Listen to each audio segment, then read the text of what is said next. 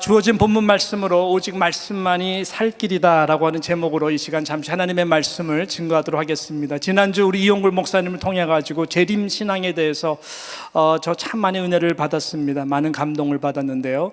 그래서 그 감동에 이어서 우리가 지금 함께 나누는 이 말씀 프로젝트, 하나님의 말씀 어떻게 더 사랑할 수 있을까의 중요성을 가지고 이 재림 신앙에 입각한 하나님의 말씀과 관계돼서 이 시간 여러분들과 함께 말씀을 나누도록 하겠습니다. 얼마 전에 있었던 이 미국 대통령 선거가 이제 다 거의 끝났죠. 다 끝나서 특별한 변수가 없을 걸로 알고 있고, 또 특별한 변수가 없는 한 이제 민주당 후보인 이 조 바이든이 미국의 제 46대 대통령으로 당선될 것으로 보입니다. 어느 때보다 우리가 늘 나라를 위해서 기도하지만 여러분께서 이 나라가 하나님 보시기에 하나님이 원하시는 그런 방향으로 잘 갈 수 있도록 기도해야 되지 않을까 생각을 합니다. 자, 하나님의 나라와 정치에 대해서 특별히 네덜란드의 수상이었고 개혁주의 신학자였던 유명한 분입니다. 아브라함 카이퍼라고 하는 분이 계셨어요. 이 아브라함 카이퍼는 우리 장로교에서 정말 아주 굉장한 인물이죠. 이분은 이렇게 말을 했습니다. 한 나라와 백성들이 참된 가치관을 가지고 정말 영향력 있게 잘 사는 나라가 되기 위해서는 그 시대의 인본주의 사상을 철저히 배제해야 된다라고 말을 했습니다.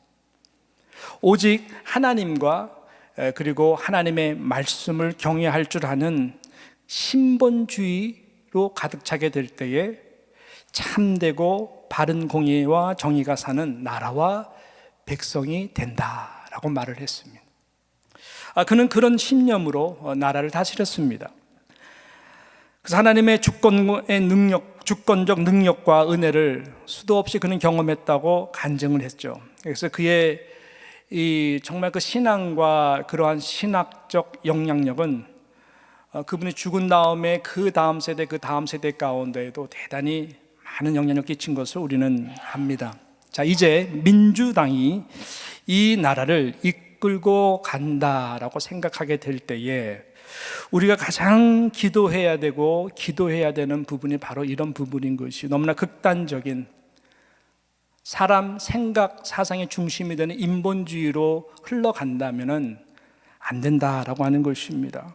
하나님을 두려워할 줄 아는, 성경이 말하는 참된 옳음과 틀림의 가치관을 가지고 하나님의 말씀으로의 뿌리의 기관으로 세워진 이 나라가 너무나 좌로 치우치지 않도록, 너무나 우로 치우치지 않도록 이 나라를 보호해달라고, 하나님의 사람들을 대통령 주변에 많이 위정자들로 세워달라고 기도해야 될 줄로 믿습니다.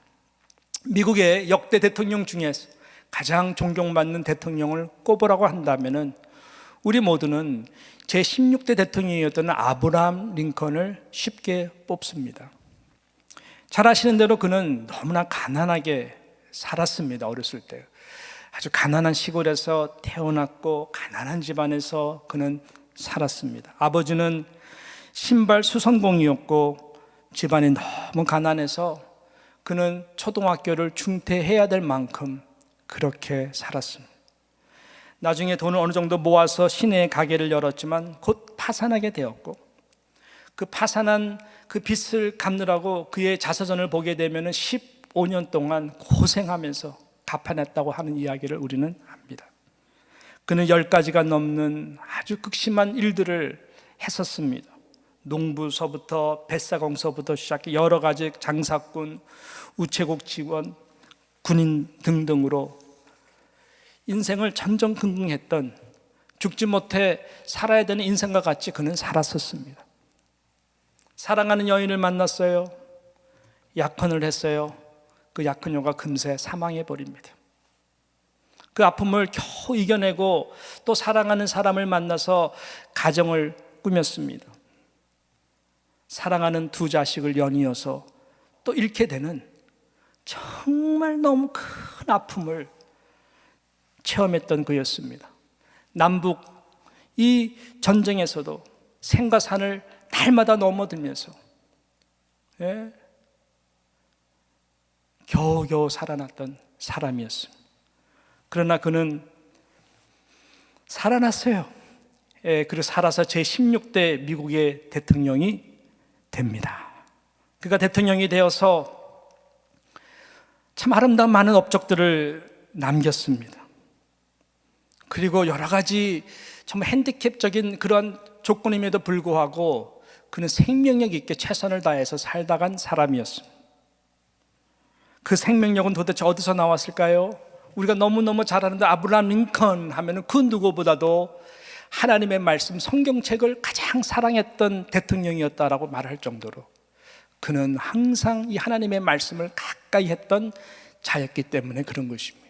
그 생명력이 바로 그 말씀으로부터 나왔기 때문에 집뿐만 아니라 집무실에 보면 항상 그 앞에 성경책이 늘 펴 있었었고 하나님의 말씀을 깊이 읽었으며 그 말씀을 믿음으로 붙들며 무릎을 꿇고 통성으로 항상 기도했다고 하는 일화는 너무나 유명한 일화입니다. 지금도 워싱턴에 가게 되면은 링컨 기념관이 있죠. 그 안에 링컨이 애독하던 너덜거리는 성경책이 보존되어 있다고 하면 저는 아직 보지 못했어요. 그 링컨 유품을 정리하던 그 사람이 링컨의 손과 노트가 가장 많이 가 있는 한 부분을 그분이 발견을 하고 펴놓았는데 그게 바로 시편 34편이라고 말을 합니다. 시편 34편을 이렇게 애독했나 봐요.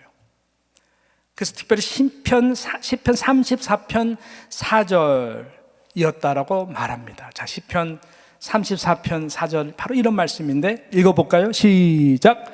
내가 여호와께 간구하매 내게 응답하시고 내 모든 두려움에서 나를 건지셨도다. 내 모든 두려움에서, 인생의 고비고비, 위기 고난 생과사 넘나드는 모든 상황 가운데에서도 나를 건지신 분이 하나님이시구나 라고 하는 것을 그는 간증하지 않을 수가 없었던 것 같습니다. 그 시편 34편 이 말씀 중심으로 제가 이렇게 보니까 다 비슷한 내용이더라고요. 6절과 7절을 좀 이렇게 올려놨는데 한번 6절과 7절을 한번 보실까요? 어떻게 이제 말씀하는지 6절과 7절을 보게 되면은 이렇게 말씀합니다. 이 곤고한 자가 부르짖음에 여호와께서 들으시고 그 모든 환난에서 구원하셨도다. 자, 7절에 보니까 여호와의 천사가 주를 경외하는 자를 둘러 진치고 그들을 건지셨도다라고 말. 이 곤고한 자가 두려움뿐만 아니라 영원히 곤고한 그날 가운데에도 내가 말씀을 붙들고 기도할 때에 여호와 하나님이 들어주시고 모든 환난에서 나를 구원하셨구나. 그가 깨달은 진리가 시편 기자가 깨달았던 진리와 같이 내가 혼자가 아니었구나. 내가 여호와 하나님의 말씀 앞에 무릎을 꿇고 그 말씀을 붙들고 기도할 때 내 주위에 하나님이 보낸 천사들이 나를 붙들고 있었구나. 그렇게 깨달은 거예요. 여호와의 천사가 주를 경외하는 자를 둘러 진치고 그들을 건지시는도다. 할렐루야. 여러분, 이 오직 하나님의 말씀만이 우리의 영혼과 생명과 삶과 인생을 살립니다. 이 은혜가 우리의 삶 가운데에 충만하기를 진심으로 축복합니다. 어제 한 자매와 우연히 교회에서 잠시만 이렇게 마주치게 됐어요. 그래서 그 자매가 저를 또 보고 너무 반가워서 잘 다녀왔느냐 인사도 하고 그러면서 자매가 머뭇거리다가 너무나 하고 싶은 간증이 있어가지고 저한테 짧게 간증을 했어. 무슨 간증을 했냐면 목사님 제가 얼마 전에 너무나 신기한 일을 경험을 했어요 라고 하면서 그 간증을 너무나 귀하더라고요. 할머니를 너무너무 사랑하는 한 손녀딸이에요. 같이 살고 있어요. 할머니는 93세. 얼마나 거동이 불편하시겠어요. 그렇지만 나름대로 정신이 말짱하시고 최선을 다해서 이렇게 사시려고 하시는 할머님인데 얼마 전부터 완전히 기가 새하셔가지고 쓰러지셨어. 일어나지 못하고 말도 못하시고 의식이 있으신지 없으신지 화장실도 당연히 혼자 못 가시고 완전히 그냥 누워 계신 할머니를 보고 이 손녀딸이 너무나 가슴이 아팠던 거예요. 내가 할 수 있는 일이 무엇일까 하다가 마음에 감동이 와서 우리 할머니에게 성경책을 읽어드려야 되겠다. 그래가지고 누가복음을 피고 요한복음을 피고 그 말씀을 중심으로 할머니 귀에다 대고 손녀딸이 읽어주기 시작한 거예요. 복음서를 읽어주고 요한복음을 읽어주면서, 그리고 말씀에 따라서 할머니 위해서 기도해주고 야, 너무 이쁜 손녀딸 아니겠습니까? 할렐루야. 그들은 기적이 일어났다는 게 뭐예요? 바로 얼마 후에 할머니가 벌떡 일어나셔서 화장실을 갔다는 거예요. 다 돌아왔다는 거예요. 물론 우리 할머니도 우리 인생도 언젠가는 하나님 앞에 다 가겠지만 저는 분명히 믿었어요. 자매에게 성령의 감동으로 준 것이었고, 그 은혜가 또 하나님의 말씀은 성령의 입기에 생기가 있어서 하나님이 그 자녀의 믿음을 보시고 할머니에게 그 말씀으로 귀에다가 주니까 하늘의 생기가 그 할머니의 영혼을 타치하시고 생명을 타치하셔서 할머님이 다시 일어난 줄로 믿습니다. 예.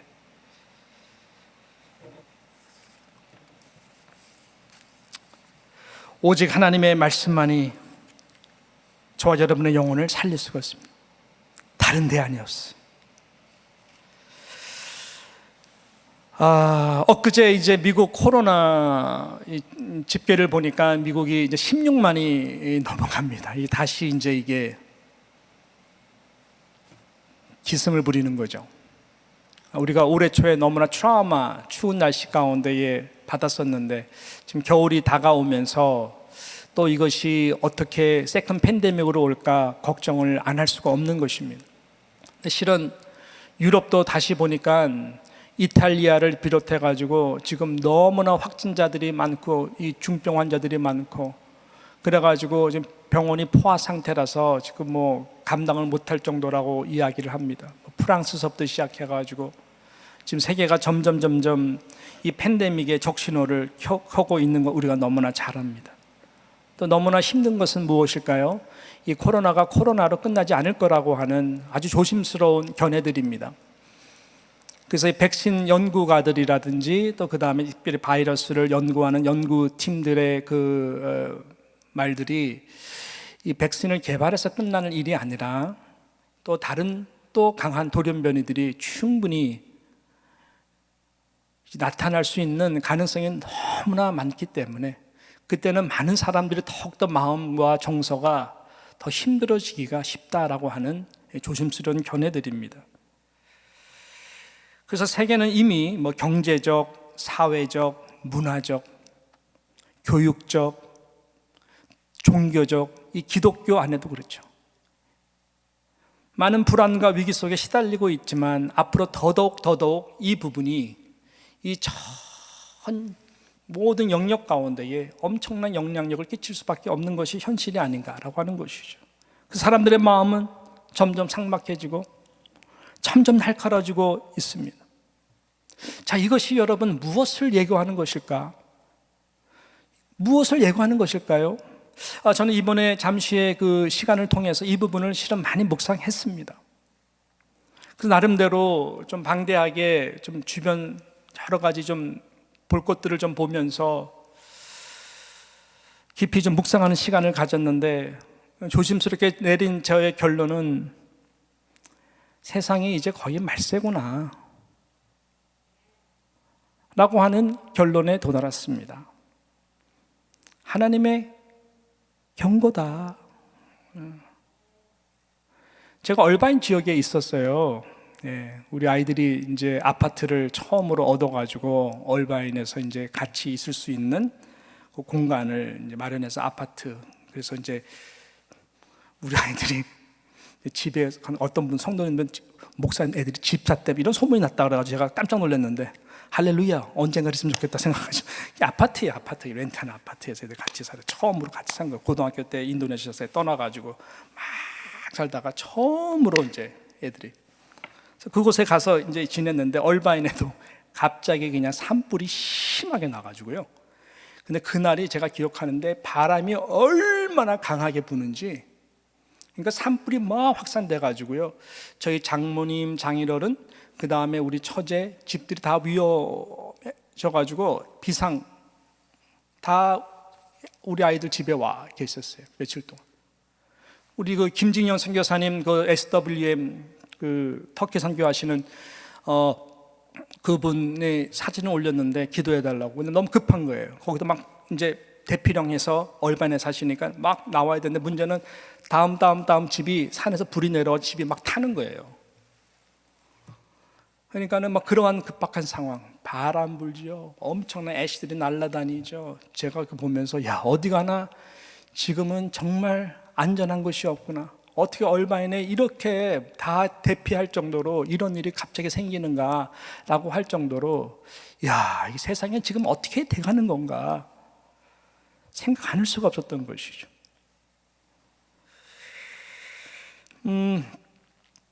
요즘 현대인들은 시대가 주는 이 편리함과 또 우월감에 많이 빠져 있습니다. 그래서 하나님을 절대적으로 의지할 수 있는 그 부분으로부터 너무나 멀어져 있는 것이 현대인들입니다. 그래서 약간 교만해져 있어요. 하나님이 없다가 아닙니다. 하나님이 필요 없다라는 것입니다. 사람이 쌓아 올린 이 바벨탑이 이제 마치 곧 하늘에 닿을 것 같이 생각하고 저희들은 지금 우울감에 빠져 있다라고 하는 것입니다. 교만함이죠. 인간의 능력보다, 인간 능력도 대단하다고 생각하지만 인간의 능력보다 인간이 만들어낸 더 큰 능력, 이 AI 제4차 산업시대, 이 인간 로봇의 능력을 저희들은 우상화하고 박수를 보내고 있어요. 20-30명이 며칠 동안 준비해야 되는 공장의 모든 바닥 작업들을 얼마 전에 그 뉴스를 보니까는 인간 로봇 하나가 그냥 밤새 탁 틀어놨더니 다 알아서 싹 정리를 해버리는, 거기에 박수를 보내는 거예요. 이제는 한강 위에 보셨죠 여러분? 드론 택시가 싹 떠가지고 자연스럽게 이제는 드론 택시가 떠가지고요 이제 한강 위로 갔다가 트러블 할 수 있는 시대를 저와 여러분이 맞이한 것입니다. 자유인본주의, 이러한 사람들의 능력이 하나님보다 더 과시가 되는 이런 극치된 시대에 저와 여러분이 살아간다라고 하는 것입니다. 얼마 전에 그 센서스 인구조사가 있지 않았습니까? 하도 귀찮게 해가지고 저도 인구조사에 참여했어요. 오늘 하도 두들기니까 참여를 하는데 제가 깜짝 놀랐어요. 여러분 그 경험 안 했습니까? 성별, 남자냐 여자냐. 제가 남자잖아요. 그죠? 그래서 나는 당연히 메일이다. 나 메일. I'm male. 그때는 이 사람들이 그걸로 안 끝나요. What kind of male are you? 당신은 어떤 종류의 남자냐는 것을. 그럼 무슨 말이냐? 그러더니 여자 같은 남자냐, 게이 같은 남자냐, 무슨 도대체 그럼 어떤 종류가 있느냐? 그러니까는 툭 내놓는데 Oh my gosh. 이제는 이 시대가요, 뭐 남자다, 뭐 여자다, I'm a boy, you are a girl, 이런 용어가 없어지시네 이제는. 야, 그래서 이게 도대체 뉴욕도 그리고 어떻게 지금 문화적으로 흘러가나 너무너무 염려가 안 될 수가 없는 것입니다. 이 모든 것이 저는 하나님의 사인이거든요. 이것을 잘 아는 자들에게는 축복의 사인이고 이것을 모르는 자들에게는 진노의 사인인 것입니다. 때로는 하나님의 진노가 우리에게 큰 축복이거든요. 하나님의 사랑의 방법인데 그걸 잘 알아야 되는 거예요. 하나님은요, 이 작은 이 코로나 바이러스로 모두를 다 마비시키고 우리가 하나님을 더 사랑했던 모든 것을 다 무너뜨릴 수 있다는 것을 가르쳐 주는 거거든요. 그래서 이 대선지자들 예언서, 소선지자들 소예언서, 공통적인 단 하나의 메시지는 이거거든요. 돌아오라라는 거예요. 돌아오라. 내 말씀 앞으로 돌아오라. 죄를 져서 망하는 것이 아닙니다. 죄를 져서 망하는 거라면 저와 여러분은 100번, 1000번, 10,000번 망하는 것이죠. 망했을 것입니다. 여러분, 죄를 져서 망하는 것이 아니에요. 회개하지 않아서, 돌아오지 않아서 망하는 거예요. 그래서 하나님은 진노의 매를 들 수밖에 없는 거예요. 그렇게 돌아오기가 힘들어요, 사람들이. 아무리 예레미야가 외쳐도 돌아오기가 힘들어요. 돌이키기가 힘들어요. 사랑하는 우상을 버리기가 힘들어요. 그래서 하나님은 이 시대에 그 경고를 하시는 거예요. 나를 의지하라. 나에게 돌아오라. 그럼 다 산다는 거예요. 알렉산더 대왕이 있지 않았습니까? 알렉산더 대왕이 세계를 다 정복할 수 있는 거 다 정복했어요. 이 헬라 제국, 헬라니즘 문화가 얼마나 막강했습니까? 그래서 너무너무 다 정복하고 와서 허탈해서 울었다 그러죠. 더 이상 정복할 데가 없어서. 그런 강함을 자랑했던 알렉산더가 어떻게 죽었는지 아십니까? 그 젊은 날에 모기한테 물려서 죽은 거 아세요, 여러분? 모기 한 마리 툭 하나님이 보낸 모기에 딱 물려가지고 죽었어요. 말라리아로 죽지 않았는가? 많은 학자들이 이야기를 합니다. 모기 한 죽는 거예요.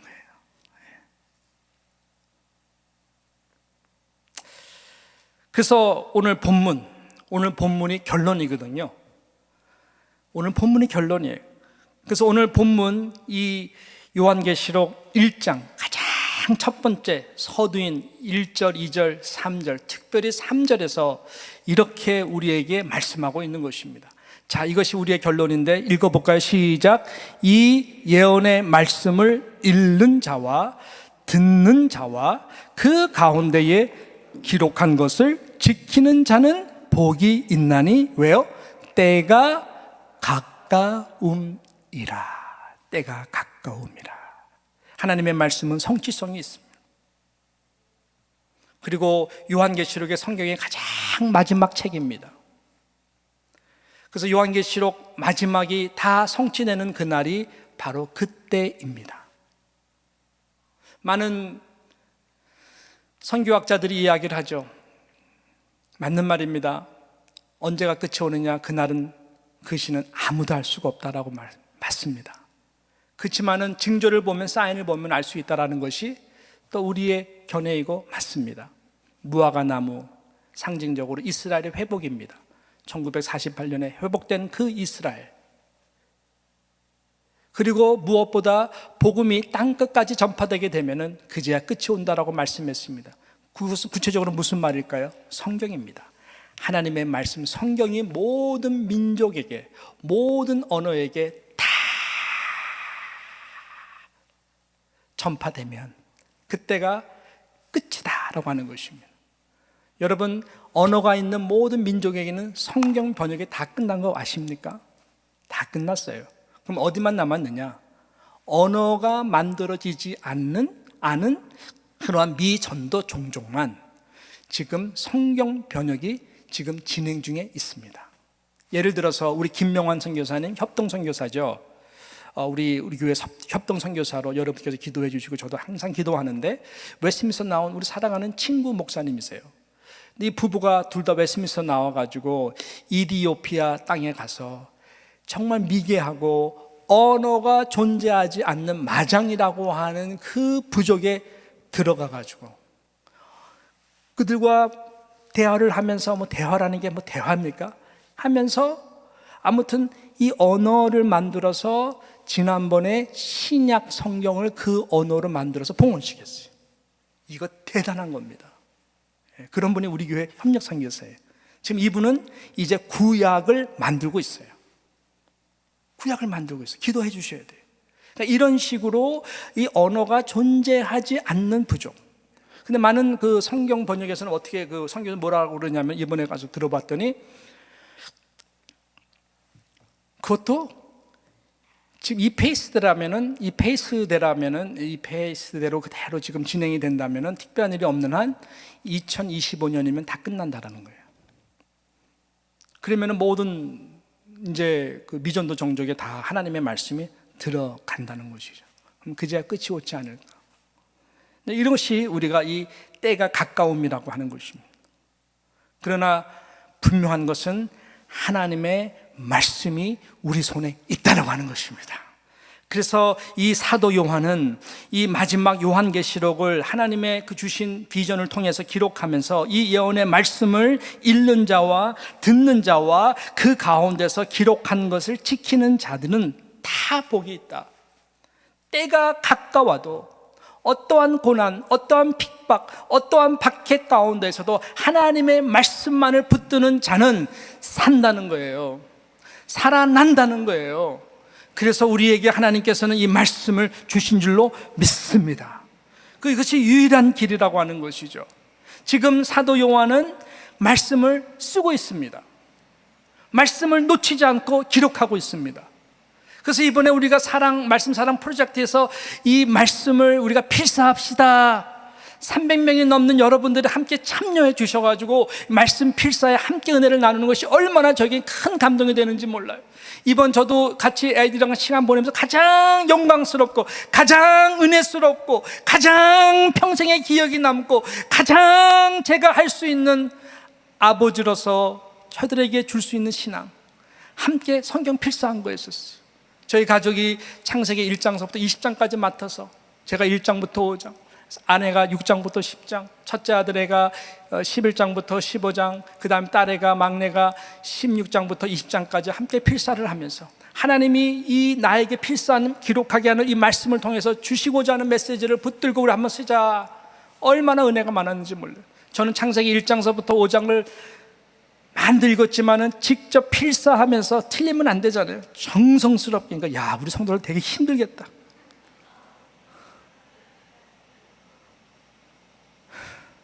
타이프로 항상 치다가. 근데 너무나 은혜가 큰 거예요. 하나님이 정말 수고가 많으셨구나. 거기에 은혜 많이 받았어요. 무에서 유를 창조하시느라고 너무너무 수고를 많이 하셨더라고요. 첫째 날, 둘째 날, 셋째 날. 그리고 말씀이 가라사대 그대로 되느라, 가라사대 그대로 되느라, 가라사대 그대로 되느라. 아담과 하와를 사랑하시는 하나님, 인류의 창조와 우주를 주관하실 뿐만 아니라 한 영혼들의 그 참 연약한 부분까지도 끌어안으시고 어떻게 하면 살 길을 내주기 위해서 말씀으로 하시는 하나님의 그 엄청난 은혜들을 하나씩 필사하면서 얼마나 은혜를 받았는지 여러분도 동일한 은혜가 있는 줄 믿습니다. 그의 말씀을 읽어야 됩니다. 적어도 10번 이상 읽어야 돼요. 성도라면 목사는 100번이에요. 100번. 저도 도전해야 돼요. 남은 과제들이 많아요. 예. 말씀을 들을 때도 믿음으로 들으셔야 됩니다. 사람의 소리를 들으면 안 돼요. 저는 사랑하는 부교육자들이 설교할 때 한 번도 사람의 소리를 들은 적이 없어요. 그 목사님을 통해 가지고 하나님이 나에게 주시는 말씀이 항상 있었어요. 그럼 그 말씀 붙들고 마음에 새기고, 그래서 항상 우리 목사님들 참 말씀 고맙다라고 얘기를 해요. 믿음으로 들을 때 우리는 그 말씀을 통해서 정말로 영적인 힘이 생기고 그 말씀을 지키려고 하는, 순종하려고 하는 그 은혜들이 우리 가운데 나타나게 되는 것이죠. 저는 우리 아이들에게 말했습니다. 아빠의 소원은 단 한 가지다. 단 한 가지예요. 예. 잘하면은 어쩌면 우리 세대에 우리가 들림을 받을 수가 있을 것 같다. 주님이 오실 것 같아. 아빠 생각에는. 그때 한 명이라도 낙오자가 없으면 좋겠다. 이 세상 그 이상의 비극이 어디 있겠어요? 들림 받을 때 같이 들림을 받으셨다면 그것은 가장 큰 축복이 아니겠는가? 왜 죽음의 고통을 겪지 않고 죽음의 슬픔을 서로 겪지 않고 함께 주님을 공중에서 만난다는 것만큼 주님 분명히 오실 터인데 언젠가는 그거 이상 큰 축복이 어디 있겠어요? 그렇지만 한 명의 낙오자가 생긴다면 그가 이 땅에 남아서 대환란들을 지날 때에 얼마나 비참한 것들을 보면서 떨어져 산다는 것이 얼마나 괴로울까. 그래서 나는 우리 모두가 다 구원받고 들림받았으면 좋겠다.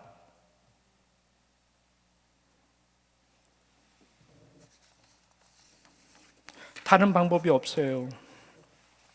말씀을 쓰고, 말씀을 읽고, 말씀을 듣고, 말씀대로 살려고 하는 그 은혜. 시대는 점점 기독교가 좁은 길로 갈 수밖에 없습니다.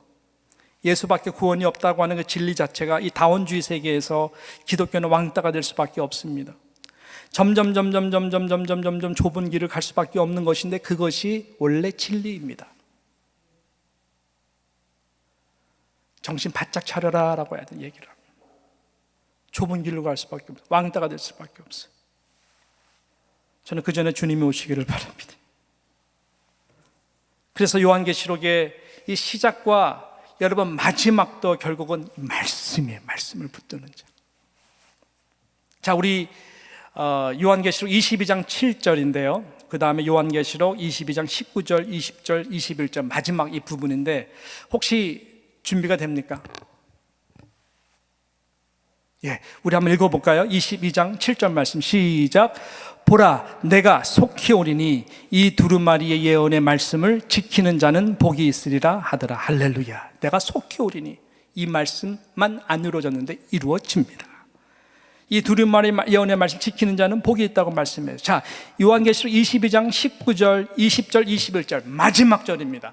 성경의 마지막 절이 어떻게 끝납니까? 시작. 만일 누구든지 이 두루마리의 예언의 말씀에서 제하여 버리면 하나님이 이 두루마리에 기록된 생명나무와 및 거룩한 성에 참여함을 제하여 버리시리라. 이것들을 증언하신 이가 이르시되 내가 진실로 속히 오리라 하시거늘 아멘. 주 예수여 오시옵소서. 주 예수의 은혜가 모든 자들에게 있을지어다. 아멘. 할렐루야. 이 두루마리의 예언의 말씀 제하려 버리면 무슨 말일까요? 내 삶 가운데 이 말씀 없어도 나는 살 수 있어 라고 하는 인본주의의 사상, 그 교만함의 극치를 말하는 것입니다. 하나님 말씀 없어도 나는 살 수 있어. 하나님 말씀 없어도 나는 사업할 수 있어. 하나님 말씀 가르치고 나누지 않아도 자녀들 나는 충분히 키워낼 수 있어 라고 생각하는 그 안일함, 그것입니다. 하나님의 말씀을 내 삶에서 제하여 본다. 여러분이 과연 살아갈 수가 있을까요? 여러분의 영혼은 이미 살 수가 없어요. 제가 어저께 돌아와가지고 성경 필사한 노트들을 한번 제일 봤어요. 너무나 큰 감동이 있었어요. 이 성경 필사한 이 내용, 이 여러분의 흔적들을 보면서 큰 감동이 있었어요. 한번 볼까요? 우리 한번, 제가 사진 몇 개 찍어놨는데, 자, 한번 봅시다. 마지막입니다. 이게 중국 글씨예요. 한문이에요. 저렇게 최선을 다해서 한문으로 쫙 썼더라. 할렐루야. 또 이게 어느 나라 글씨인지 아십니까? 이게 네팔 글씨예요. 우리 네팔. 할렐루야. 감사합니다. 또 이게 어느 나라 글씨인지 아십니까? 몽골입니다. 몽골. 또 En el principio era el, 어디다? 남미입니다. 사랑하는 남미 회중이 또 저렇게 요한복음을 썼어요. 또 이렇게 우리 아이들까지 합력해서 시편 말씀을 썼어요. 영어 회중도 그러고. 또 어떤 분은 오리면 되는데 심리까지 가겠다고 한국말에다가 밑에 영어까지 해가지고 정성스럽게 하셨어요. 할렐루야. 하나님께 영광의 박수 올리도록 하겠습니다. 할렐루야. 저는 이것을 가지고 이제 성경책을 만들 거예요. 읽을 수 있는 성경책이 아니라 보존할 수 있는 성경책 잘 만들려고 그래요. 그 다음에 여러분이 다 기록하신 분 이름들을 다 적어가지고 제가 우리 교회 어느 구석에 정말 박물관처럼 라이팅 해가지고 유리로 해가지고 오가는 세대 가운데에 우리 뉴욕 장로교회 너희들의 이 믿음의 부모님들이 함께 모두가 정말로 이 팬데믹 기간 우리가 하나님의 말씀을 썼노라 라고 전하고 싶어요. 왜냐하면 하나님의 말씀만이 우리가 살 수 있는 유일한 길이기 때문에 그런 것입니다. 여러분, 이 은혜가 우리 모두에게 넘치기를 주님의 이름으로 축복합니다. 기도하겠습니다.